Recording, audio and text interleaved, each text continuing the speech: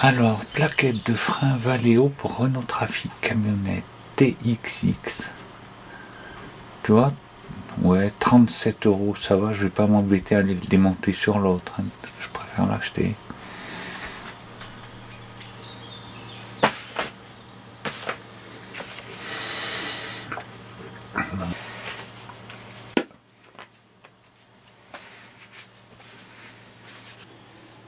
Attends.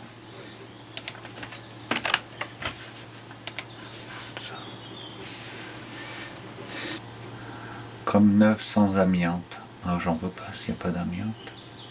C'est l'arnaque. T'achètes un truc, il n'y a même pas d'amiante. Non mais attends. Et au prix où c'est, moi je veux de l'amiante.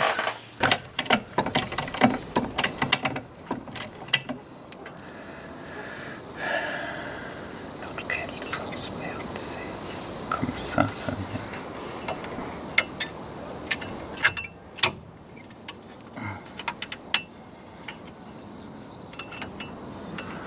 En fait, ça doit se mettre sans doute avant.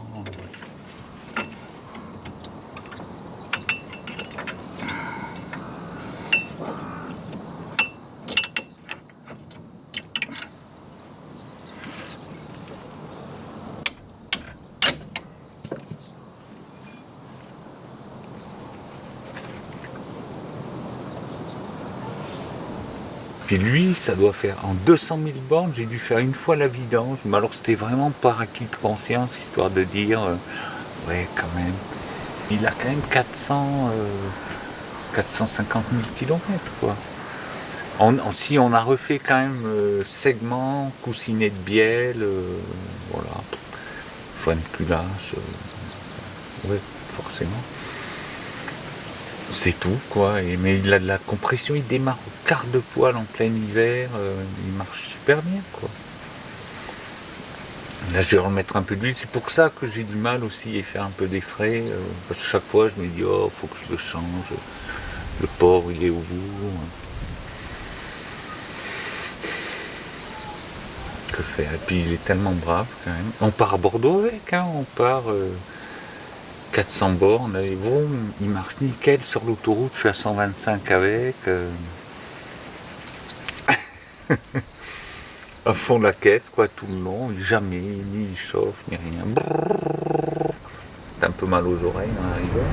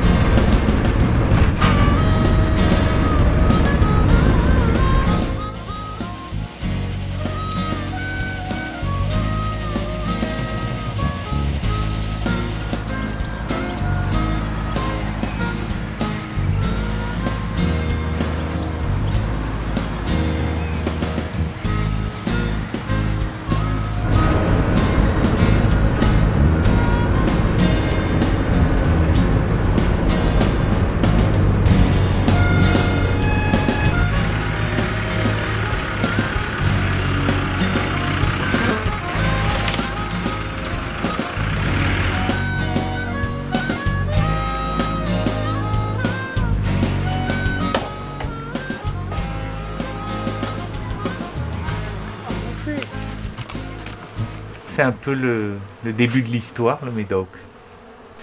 J'ai eu une première ruche, et puis très vite ça m'a passionné.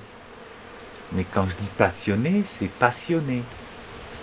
C'est pas impressionné, c'est très sionné, quoi. Ça m'a passionné. J'avais un livre, tout de suite quand j'ai eu cette ruche, je l'ai ouvert, tout ça, et c'est là que j'étais pris. Et quand je dis pris, c'est comme de la drogue dure, quoi. C'est vraiment, j'étais pris. Et là, j'avais un vieux livre que j'avais trouvé, je sais pas d'où je traînais ce livre, un livre de 1870 ou 80, dont il manquait quelques pages, mais ce livre, je l'ai lu, et relu. Partout, aux toilettes. Les filles étaient obligées de me dire « Sors, Jérôme !» Et je sortais des toilettes avec mon livre. Oh, t'as vu ça alors, ce qu'il raconte sur les abeilles? Eh ben écoute, à un tel point qu'au début, Jocelyne, ma femme, était intéressée comme moi. Seulement, je l'ai dégoûtée. Tellement j'étais devenu fou. Je me levais, je parlais d'abeilles. Je passais la journée à parler d'abeilles et je me couchais et je parlais d'abeilles.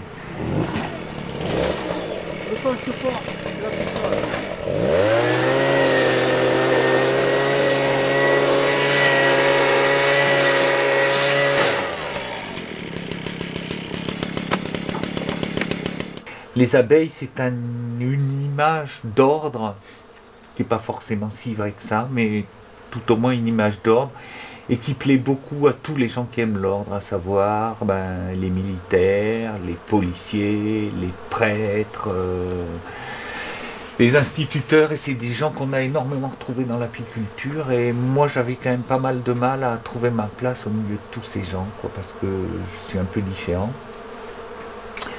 Et un jour, alors que j'étais à une réunion du syndicat d'apiculture, je vois un gars comme ça, au coin, avec les cheveux un peu longs, et une bonne tête. Et puis, en fait, on s'observait tous les deux du coin de l'œil, comme ça. Et quand la réunion a été finie, on s'est retrouvés dehors à parler pendant 2 heures, à échanger. Et ça a été super, c'était Frédéric. Et ça a été le début de notre amitié, quand on s'est rencontrés comme ça, et tous les deux, comme on était un peu professionnels, on faisait les marchés tous les deux, on a pu réellement partager des choses autres que les apiculteurs du dimanche.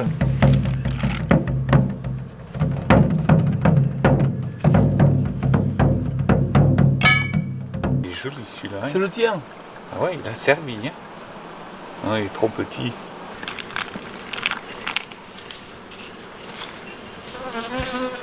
Ah putain, la vie est belle. Mais non, moi je prends le parfait. Comme mes Médocain, quoi, c'est ça. Dernier attelage humain, 1840. Hein. C'est dans l'Aveyron. Ah non, c'est ici. Non, Non, c'est ici le dernier attelage humain. Ah bon? 1840, oui. Des brusques. Les Bourgneaux, ça s'appelle. Non, des brusques là-bas. Des Bourgneaux. Ouais, Bourgneaux, c'est chez toi, Brusque c'est à 200 km et plus peut-être, et moins, je sais pas, merde. Oh merde. Et c'est on m'aide alors. Et si tu continues à déconner comme ça, tu vas pas aller voir l'océan. Tu le sais. Hein? C'est quoi Quand qu'il tu faut. seras vite, tu en resteras quelques-unes à te défriser. Mais il y en a au moins de 5-6 ouvrages comme ça qu'il faut voir.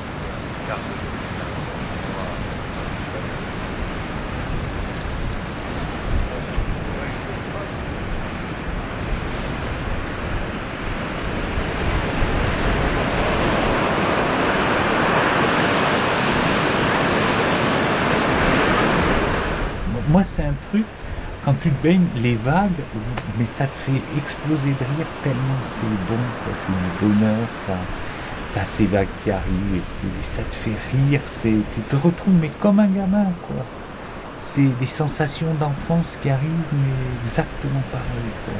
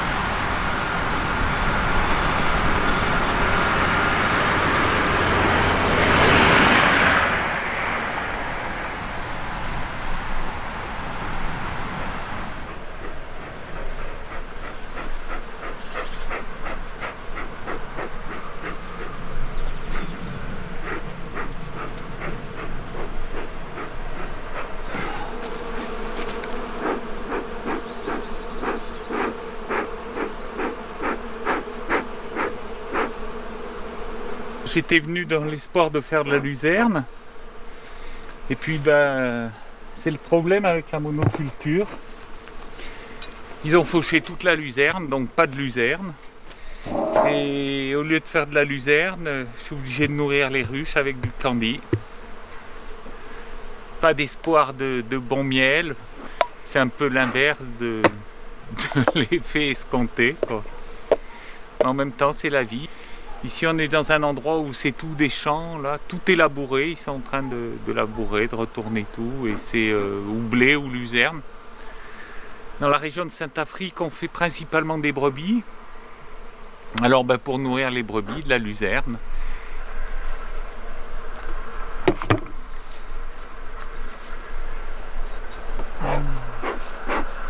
Et on va passer à une heure.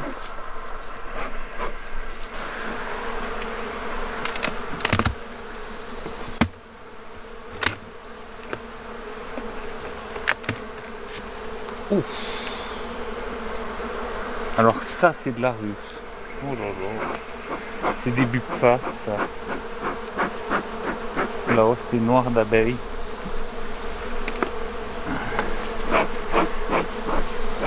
Voilà, alors ça, si toutes les ruches étaient comme ça serait bien, je pense. C'est vrai que selon ce qu'on a cette saison et selon ce qu'on trouve, c'est ce qui va faire que je me dis soit l'année prochaine je continue, soit j'arrête. Autrefois je savais tous les ans qu'à cette saison c'était une époque où je me disais bon c'est bon, j'ai tant de ruches, l'année prochaine je multiplie par 2 et patati patata quoi. Cette année autant j'ai tant de ruches à l'automne et au printemps je me retrouve avec la moitié en moins, voire les 2/3 en moins. Et quand je viens les hiverner, je me dis que c'est peut-être la dernière année. C'est peut-être la dernière année que je suis apiculteur. C'est peut-être la dernière année que j'ai des ruches. Alors bien sûr, dans la vie, c'est toujours peut-être comme ça, parce qu'on ne sait jamais de quoi demain est fait. Mais au niveau des abeilles, c'est de plus en plus présent. Et voilà. Au revoir les filles. À l'année prochaine.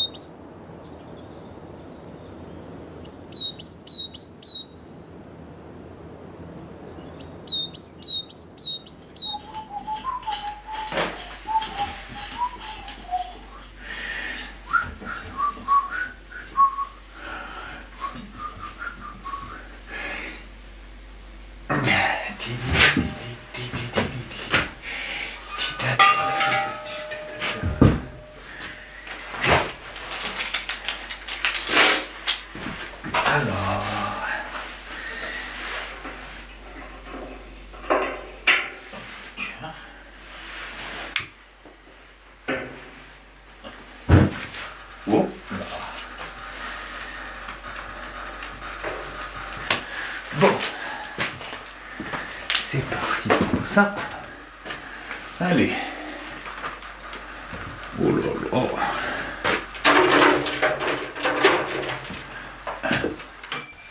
Avec les cales, là, moi, tout ce que je fais, il y en a qui s'embêtent pas, hein, c'est plus simple. Au lieu de récupérer toute cette cire, ils brûlent les câbles. Ça va plus vite. Pourquoi jeter, toujours jeter. je la retape. Et puis ça occupe.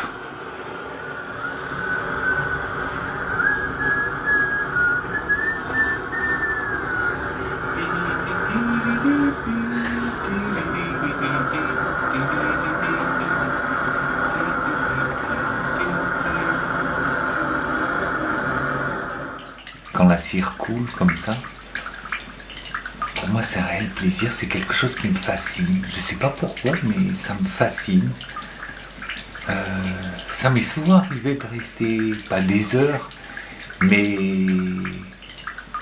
des dizaines et des dizaines de minutes à regarder cette cire couler, qui fait des espèces de dessins, ça refroidit et hop, ça se remplit par ailleurs, ça se refroidit là et ça repasse ailleurs.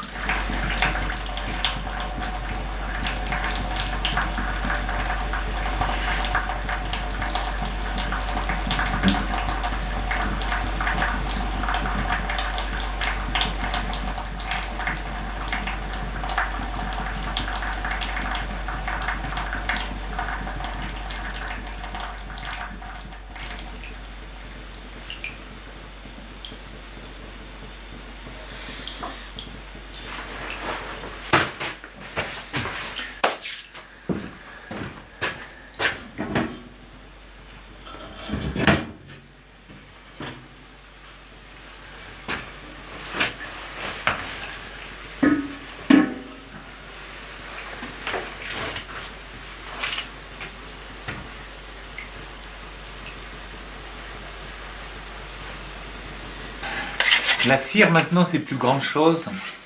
J'ai une dame sur le marché, lancement, ça me paraît incroyable, qui me dit « Ah, je voudrais de la cire, vous oubliez pas, monsieur Dufour, vous me mettez bien de la cire de côté, c'est pour cirer mon parquet. Et puis, si vous en avez aussi de la cire vierge, j'aime bien, je m'épile avec. » Moi, je suis très fier d'imaginer qu'il y a une femme qui s'épile avec la cire de mes abeilles, je trouve que c'est quand même plutôt agréable. Et voilà quoi. La cire, c'est quand même, c'est pas rien. Autrefois, avant que Dame Nature existe, pas Dame Nature, qu'est-ce que je raconte, avant que Dame Électricité existe, la cire, c'était un des seuls moyens de s'éclairer. Et la cire d'abeille était précieuse.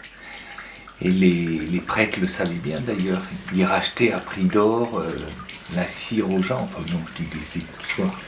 Ils rachetaient pas à prix d'or. Je crois qu'on n'a jamais vu les curés acheter quoi que ce soit à prix d'or.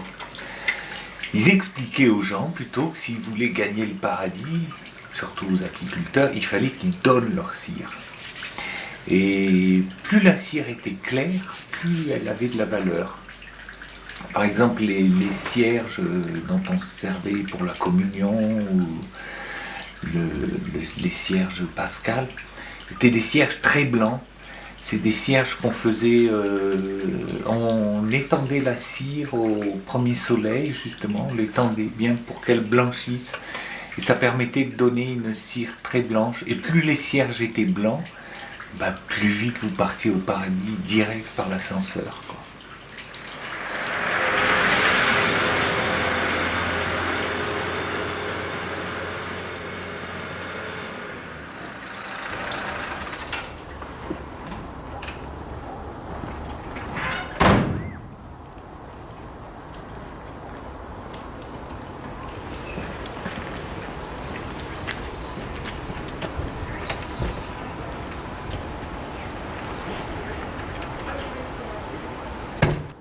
Bonjour Françoise. Bonjour Jérôme. Vous avez un colis aujourd'hui. Oh, incroyable. Tenez. Wow, merci Françoise. Ah, je sais ce que c'est.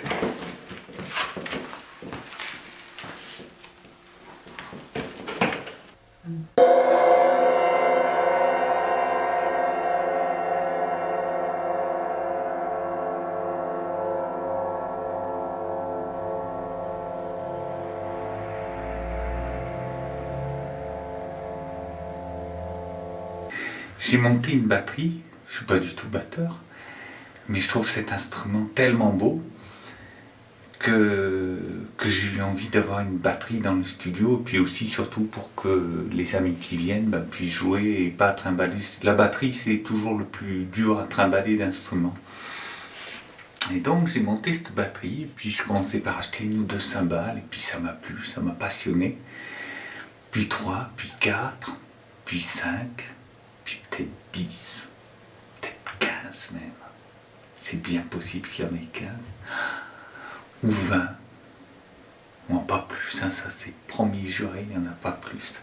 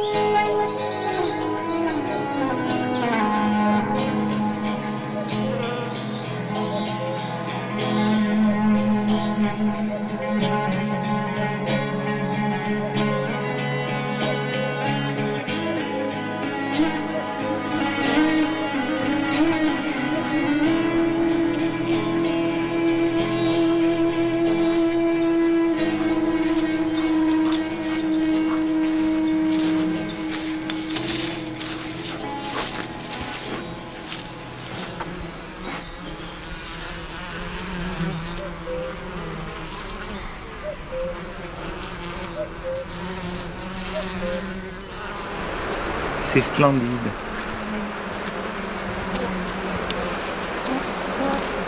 Quel plaisir. Quel plaisir de voir ça. Oh, ça faisait des années que j'avais pas vu ça.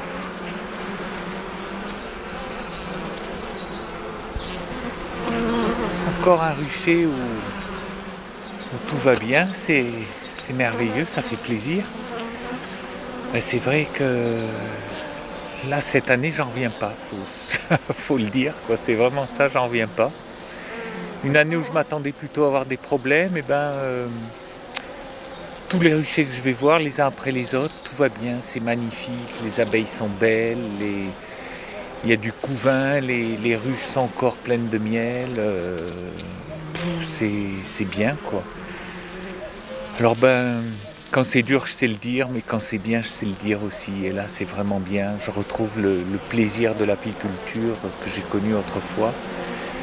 C'est vrai que pour toutes ces années de galère, là, au moins, ça fait plaisir.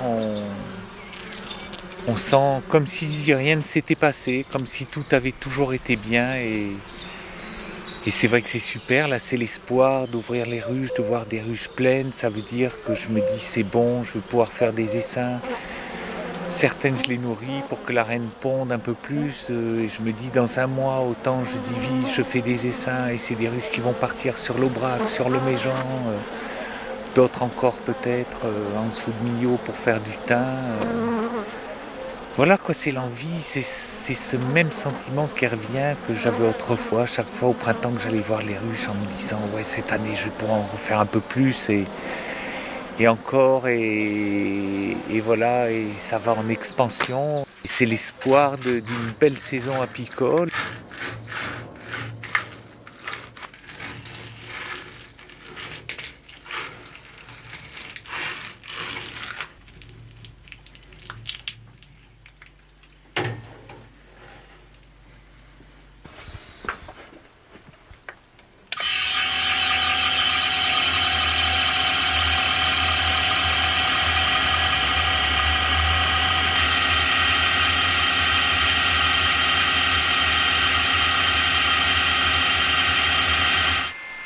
Il y a une histoire que j'avais lue, je crois, dans le livre de Jean Peyret et que j'aime beaucoup parmi tant d'autres. C'est un châtelain et un apiculteur qui parlent. Et le châtelain montre à l'apiculteur tous les champs fleuris de son domaine, lui explique à quel point ses ruches seront merveilleusement bien chez lui, tout ça. Puis l'apiculteur écoute poliment ce que lui dit le châtelain et au bout d'un moment il lui dit « Eh oui, c'est vrai, certes vous avez des champs, des prés qui vont loin, loin, loin, mais au bout du compte, le nectar de toutes ces fleurs, de tout votre domaine, c'est moi qui le possède dans ma ruche. »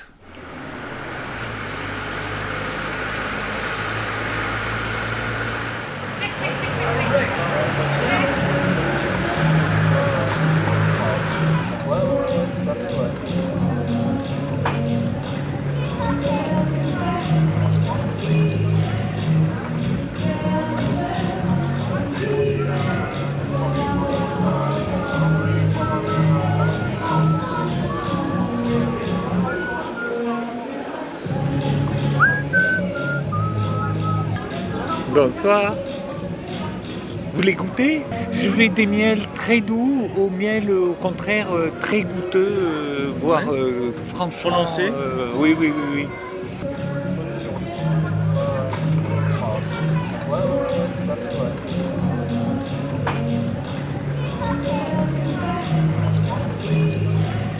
Vous savez qu'il existe dans toutes les régions, un peu partout en France, il y a des ruchers-écoles pour apprendre l'apiculture. En général, ça coûte une misère, c'est presque rien. J'avais vu ça à Paris, au Jardin du Luxembourg. Oui, voilà, tout à fait. Ouais, Au Jardin il du y a Luxembourg, un espace il y en a. avec des ruches là, et je crois qu'effectivement, C'est le plus vieux rucher-école de France, le D'accord. Jardin du Luxembourg. Et du ouais. coup, paradoxalement, ils ont l'air de dire qu'on retrouve du miel de bonne qualité en ville.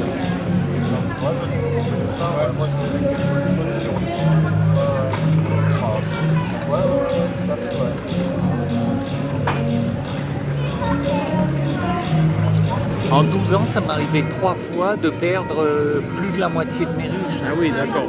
Donc c'est vraiment... Donc ça, L'année l'idée, dernière, un rucher entier, le rucher de chez moi, 113. L'année dernière, toutes les ruches mortes. Autrefois, quand il y avait des pissotières, encore, moi j'ai connu ça. et toutes les abeilles. Toutes les abeilles venaient souvent justement pomper pour prendre de Ah l'urine. ouais, donc vous pensez que le lisier. Et le lisier, c'est pareil, quand elle voit du lisier, c'est l'instinct, elles y vont. Moi, des fois, je me dis, c'est incroyable, je suis pas chercheur, juste j'observe un peu la nature et je me rends Mais, compte de ça. Vraiment, un chercheur observe avant d'analyser. Normalement.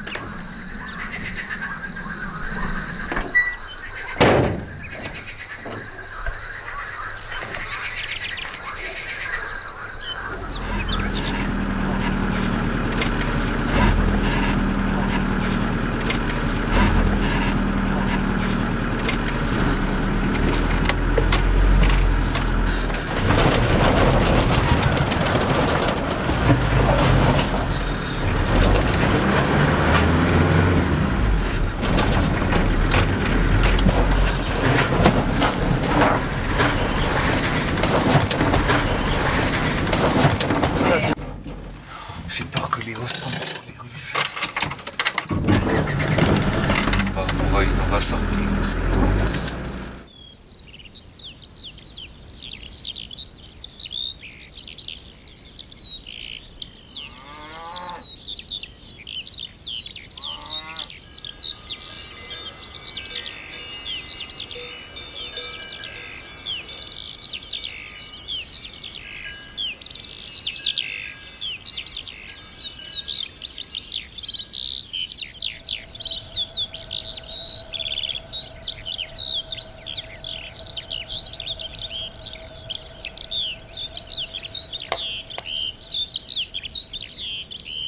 C'est pas rien une transhumance, c'est toujours une aventure, c'est souvent une aventure. C'est quand on part, mais il y a toujours cette angoisse, quoi, cette peur de tomber en panne, c'est jamais bien facile, quoi. Et c'est vrai que le lendemain matin, là, après avoir dormi, quand on se réveille et puis qu'on voit toutes les ruches posées, là, bien sages, prêtes à commencer une nouvelle vie, et ben ça fait plaisir, quoi. C'est plein d'espoir qui arrive, là, c'est l'Aubrac. En plus, l'Aubrac, c'est pas n'importe quoi, c'est pas comme les transhumés sur le tournesol ou sur le colza, c'est autre chose, c'est des beaux paysages, on se croirait en Irlande. Et puis c'est vrai que c'est la promesse d'un miel, d'un sacré miel, quoi. Le miel de l'Aubrac, c'est pas rien, c'est un bon miel.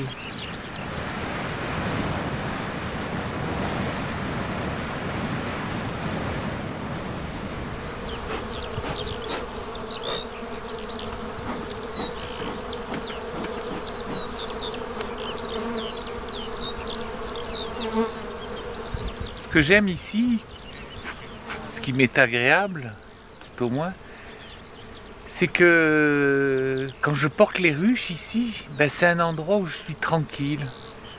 Quand je repars, ben je suis tranquille, ouais.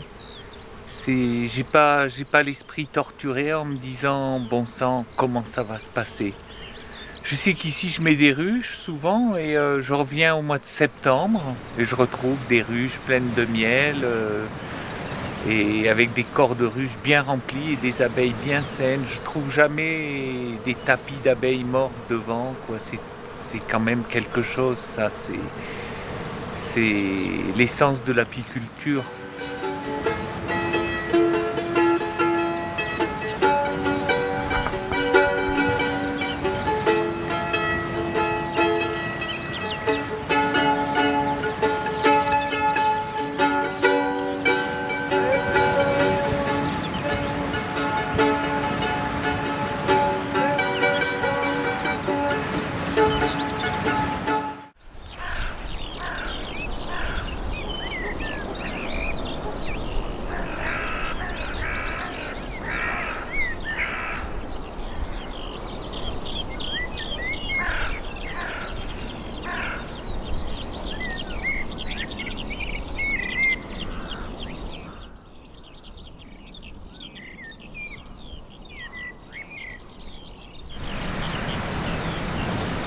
Je me réveille sûrement plus tard que mes abeilles. Mes abeilles doivent déjà être debout depuis un moment, en train d'essayer de voir ce qui se passe. Je suis sur le Cosméjean. Je fais un miel qui ressemble à nul autre ici. Ici, je fais un miel qui a l'odeur du fromage de chèvre. Quand je dis ça à mes clients, ils me regardent tous étonnés. Mais c'est pourquoi? C'est parce qu'il y a des chèvres ou... Non, non, pas du tout. Tenez, j'ouvre le pot et je leur fais sentir. Et là, chaque fois, les clients me disent « Ah mais oui, c'est vrai. C'est un miel qui est très fin en goût. Mais je ne sais pas ce qu'il y a comme fleurs. Je suppose il y a beaucoup de serpolets.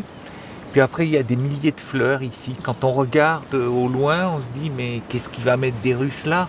C'est pelé, il n'y a rien. » Et puis, si on baisse la tête, qu'on regarde un peu, on s'aperçoit qu'il y a des fleurs de partout par terre. Mais il faut vraiment être sur place et regarder, quoi. Si on a une vue comme ça panoramique du Méjean, ça ressemble à rien, quoi. C'est la lune un peu. C'est loin, c'est 2h30 de route. C'est quand même, c'est pas rien, 2h30 de route. Le temps d'abord de charger les ruches, tout ça. En général, j'arrive jamais ici avant 2h du matin. C'est une sacrée route. Moi, j'ai le vertige énormément et heureusement que j'arrive la nuit. C'est une route ensuite qui tourne beaucoup et puis surtout qui monte beaucoup. Et ça, c'est terrible pour moi. J'ai vraiment chaque fois j'ai la peur de ma vie, quoi. Et chaque fois je me dis, cette nuit je me suis dit, mais qu'est-ce que t'es venu là encore? Plus jamais, quoi. Plus jamais je ferai cette transhumance, c'est trop pour moi, quoi. C'est n'importe quoi. Et heureusement il y a Seb et Toinette que je suis vraiment content de voir, mais c'est vrai que sinon c'est pas facile. Et je suis sûr que pour mes abeilles aussi c'est pas rien, parce que on part de l'Aveyron où il fait doux, tout ça, on est à 550 mètres, 600 mètres d'altitude. On arrive ici, on est quand même à 1080 mètres ici à Ur. Et on verra ce que ça va donner. Alors maintenant, je croise les doigts pour elle et pour moi. Et j'espère qu'il y aura du miel.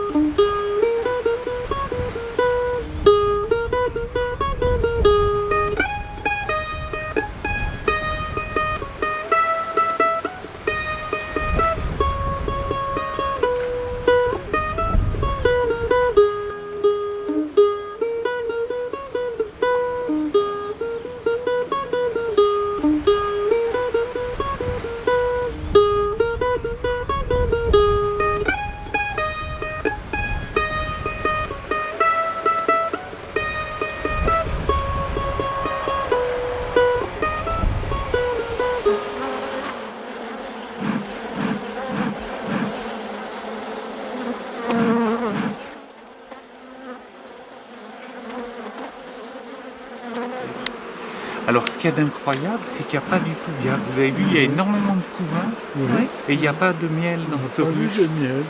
Je sais pas, ça c'est une ruche qui, par exemple, qui peut crever en plein hiver malgré qu'elle est magnifique. Elle est là, la reine. Ah, je l'ai On la voit. je l'ai trouvée. Ah oui, elle est belle. Ah, je vois cache-cache, elle est partie de l'autre côté. On va la marquer, tiens, comme ça vous allez voir comment on fait.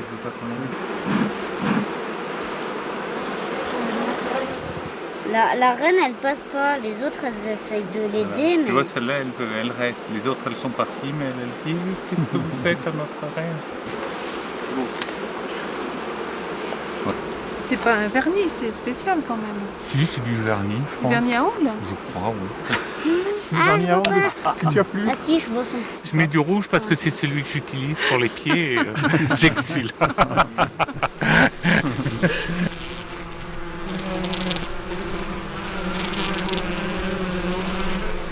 La motivation profonde du rucher école, enfin, l'envie pour un apiculteur de faire connaître à d'autres, bon, c'est évidemment d'initier les gens, mais c'est aussi une manière d'attirer l'attention sur l'environnement.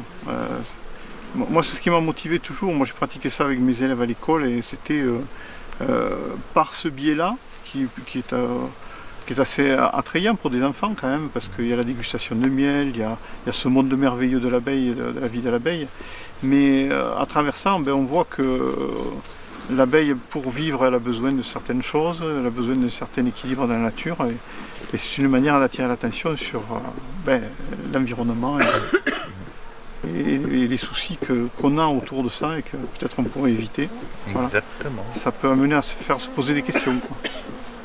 Oui, et ça c'est vrai que c'est la raison la plus importante. Voilà, c'est pas le plus drôle, mais bon, on y pense quand même au fond. Si, oui, voilà ça, et puis le fait qu'il y ait plein de gens, plein de petits apiculteurs, qu'il y ait quelques ruches à droite à gauche, ça veut dire pollinisation du territoire. Plus il y aura de petits ruchers de 2-3 ruches, plus il y aura de pollinisation et plus la nature pourra en bénéficier. Et voilà. Donc à la fois intervenir au travers des enfants, c'est super, et puis ça quoi. Oh, puis c'est des bons moments. Ouais, je crois. Hein. D'ailleurs, si on continue toujours, c'est qu'on aime ça. Hein. Ça fait combien maintenant? 12 ans ou, 12 ans et toi un peu plus? Ouais. 13 ou 14? Oui, oh non, on venait de commencer quand tu es arrivé, il n'y a pas longtemps. Ouais, un an. Ouais. Oui, oui. Donc c'est que... Oui, c'est que ça me plaît. Hein.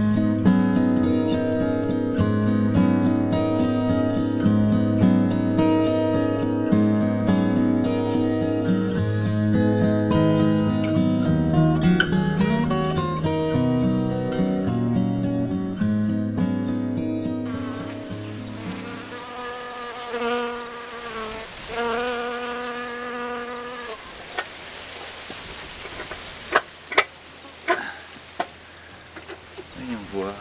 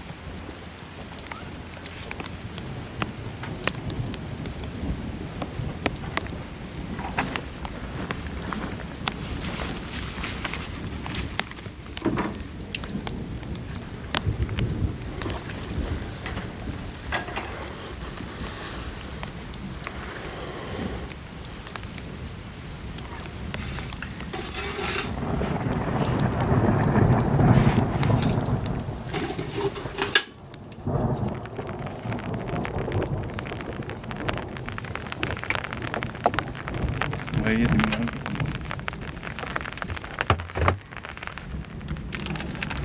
Est-ce qu'elles se sont au moins remplies le corps de ruche? Ça va. Ça, c'est une ruche qui va passer l'hiver.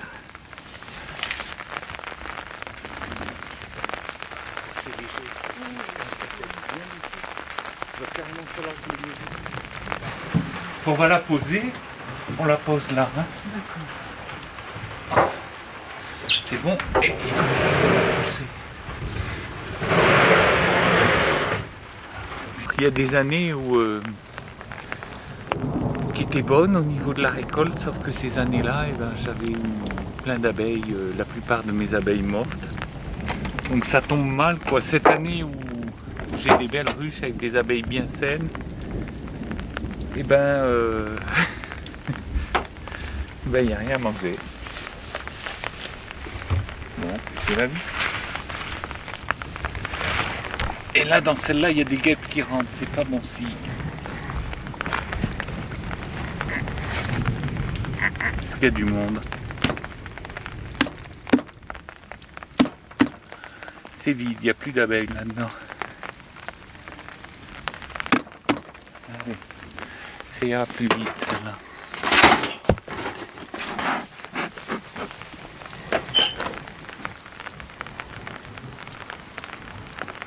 Cette année, j'ai entendu l'autre jour à France Inter, dans l'ensemble de la France, la récolte est déficitaire de 50 à 80%.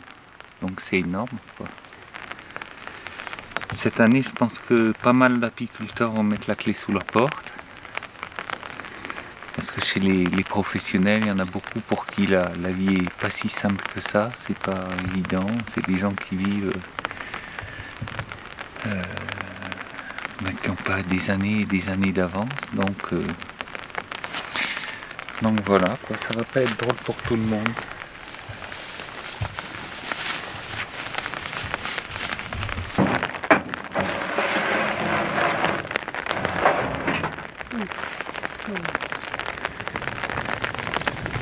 Bon, bah voilà. Hein. Allez.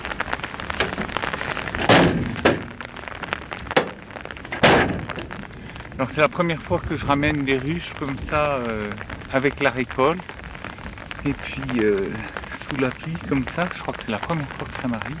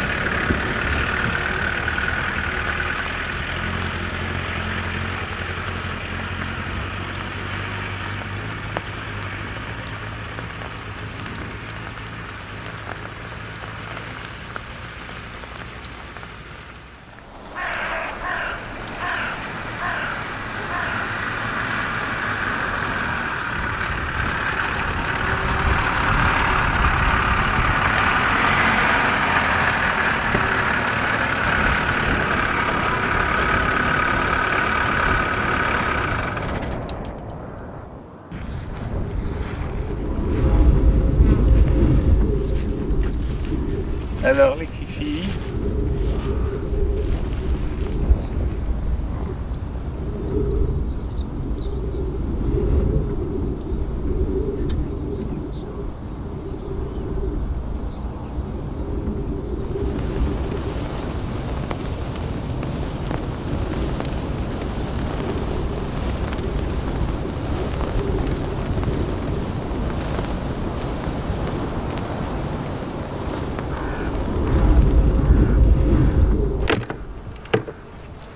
Oula.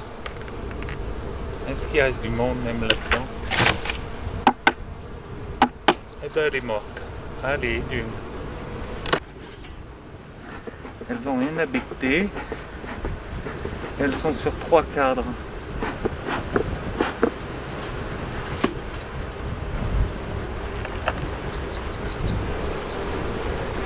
Pauvre bête, pauvre bête.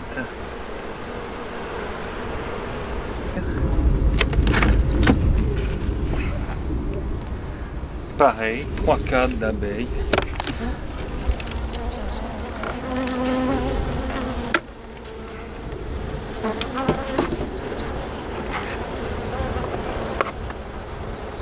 C'est la seule où j'entends un peu de monde.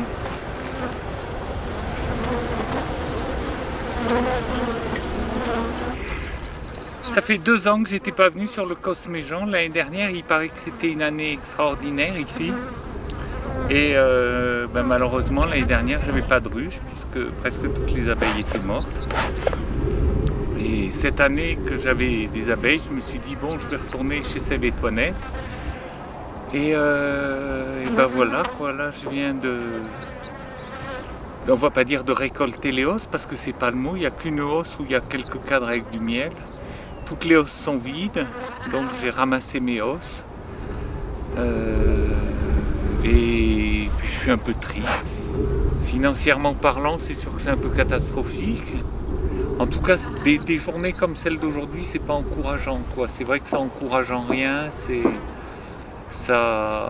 met un peu le bad, comme on dit, quoi.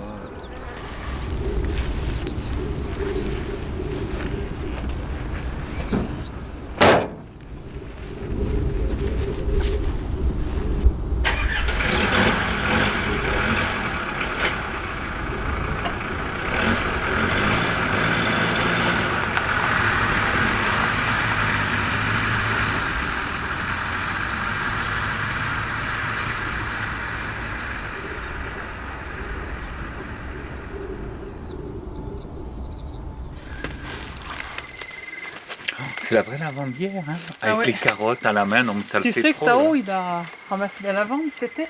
Ouais, c'est sympa. Hein. Ah ouais. C'est super. Merci. Ah, je ne pas demander les enfants, comment ça va? Bah bien. Bien. Ah ouais, ça fond. Ah ouais.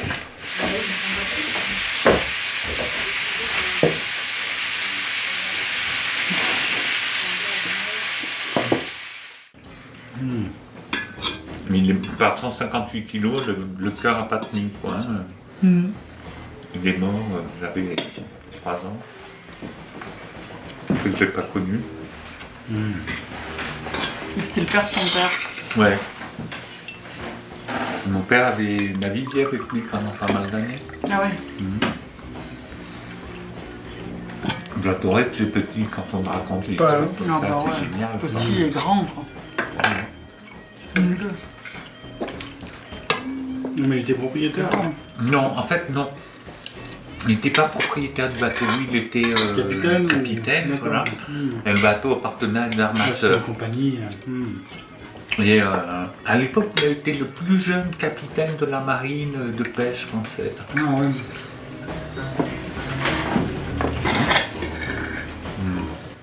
Et lui, mon grand-père, il a commencé sur les voiliers, les 3 mâts, quoi. Là, c'était pas là, c'était ce que tu racontes. Ouais, les trucs en Doris. Ouais. Là, c'était encore cette époque-là, quoi. Là, c'était vraiment les trucs de fou. Ah ouais. Et pour dire, mon père, quand j'avais 15-16 ans, j'avais dit que je voulais m'engager comme mousse, justement, partir dans la marine de pêche, comme ça. Et je lui ai dit, écoute, tu dois connaître du monde, encore à Boulogne, tout ça. Et il n'avait pas voulu. Il a dit non, c'est trop dur. Ouais. Bah ouais.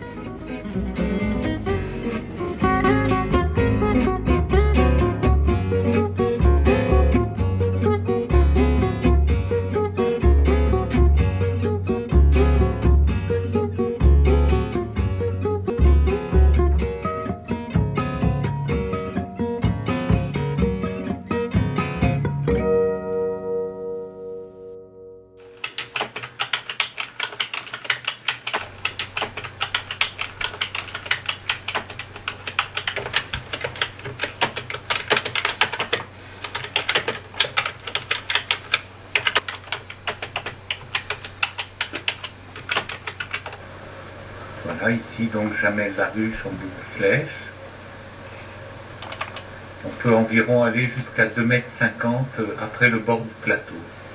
J'espère que vous ferez bon usage de ce film, que ça vous donnera des idées et que vous pourrez à votre tour fabriquer votre grue. J'ai passé longtemps, à mes tout débuts sur internet, à chercher des informations, des histoires d'apiculteurs, tout ça. Et il y a assez peu. Et c'est ce qui m'a motivé un peu à créer mon site, l'envie de partager, l'envie de raconter mes histoires, de raconter ma vie d'apiculteur, parce qu'il y a toute une partie où je raconte toutes mes transhumances, où il y a plein de films, il y a des photos. Il y a une autre partie aussi du site où je donne plein d'astuces, toutes les astuces que je peux, tout ce que j'ai trouvé. Et au travers de ce site, c'est un peu une manière de communiquer avec les gens, de donner un peu toutes ces astuces d'apiculture et puis de raconter de l'apiculture, de raconter de la vie. Toutes les fois où j'ai perdu plein de ruches, ça m'a vachement aidé de l'écrire parce que je me suis senti moins seul. Et dans ces moments, c'est super dur quand on est tout seul comme ça à la campagne, isolé, on perd des ruches et il n'y a personne qui vous entend, il n'y a personne qui dit rien, il n'y a personne qui fait rien. Ça permet d'être un peu relié aux autres.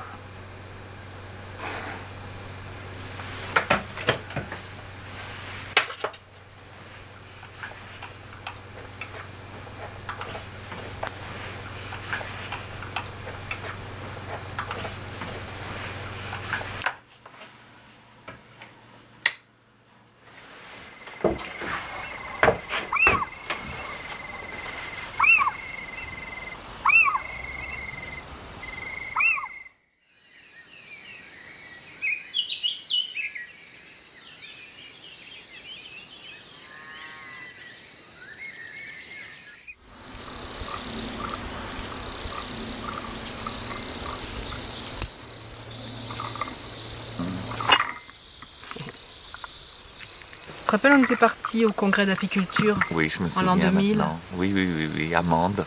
Amande. Et puis c'est au retour.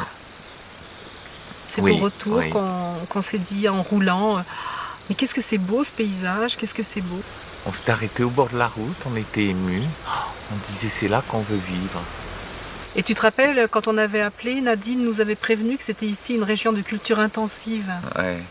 Et que pour les abeilles, il n'y avait pas toute la sécurité au niveau produits phytosanitaires. Carrément, elle nous avait dit que ça craignait, oui. Enfin, qu'il que fallait c'était, pas elle espérer. n'avait pas employé ce terme, mais que ça posait des difficultés. Oui. Et on était donc bien prévenus. Et tu m'avais dit à ce moment-là, moi qui rêvais de faire beaucoup de miel, de châtaignier, Ouais, etc. ouais. Et bien, tu t'avais laissé.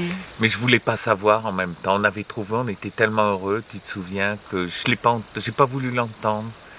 Je Ouais. t'ai dit, c'est pas grave, j'irai transhumer. Ouais. Et du coup, tu as transhumé.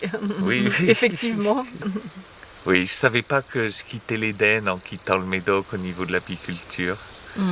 Mais Mais on l'herbe l'a est toujours trouvé plus pour, verte. pour le bonheur de vivre.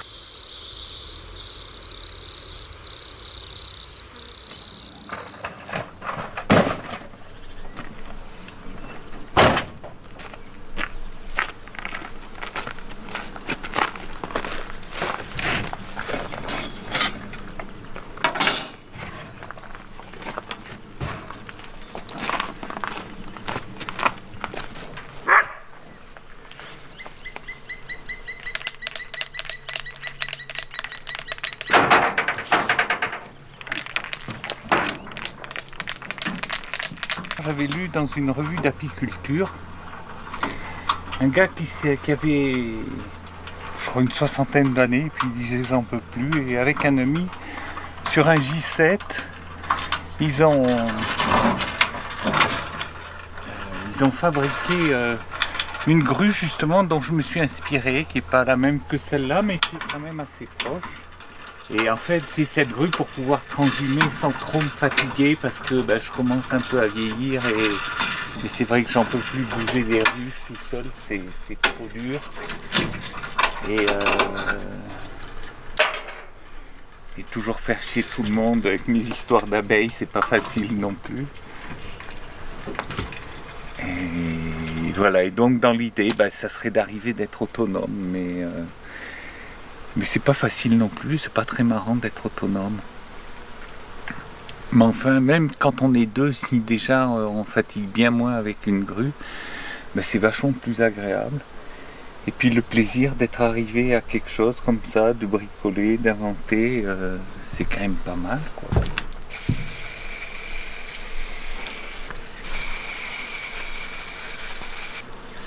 Ça lui donne un petit coup de jeune là. C'est quand même mieux.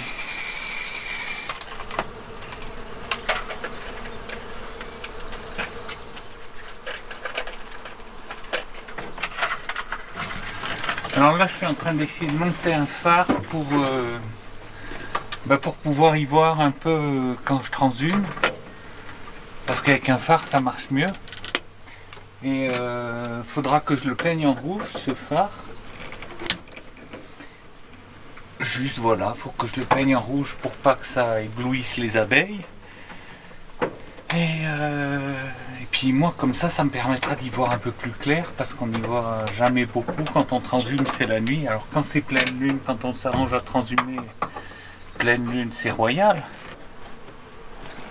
J'ai plus aucune lumière sur le tableau de bord. Là.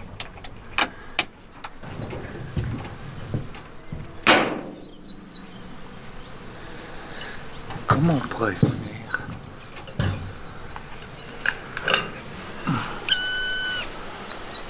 Le moins.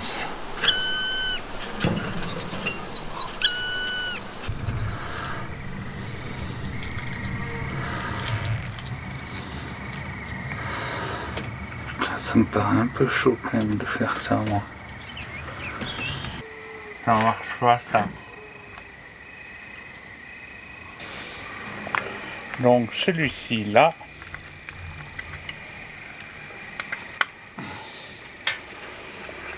Celui-là.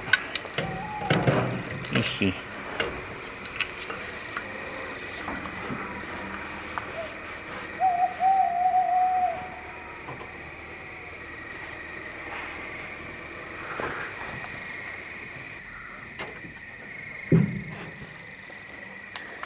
Et ça éclaire pas mal, hein. Pas beaucoup, mais en pleine nuit, ça doit faire bien, hein.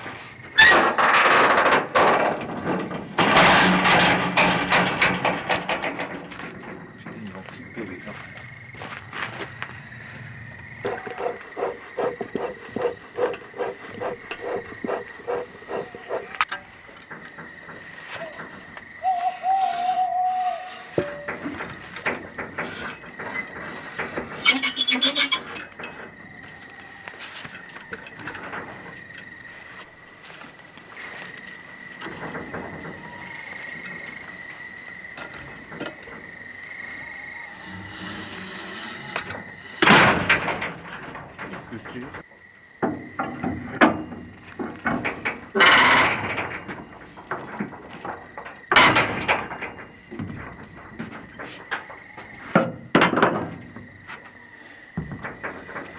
Les mecs qui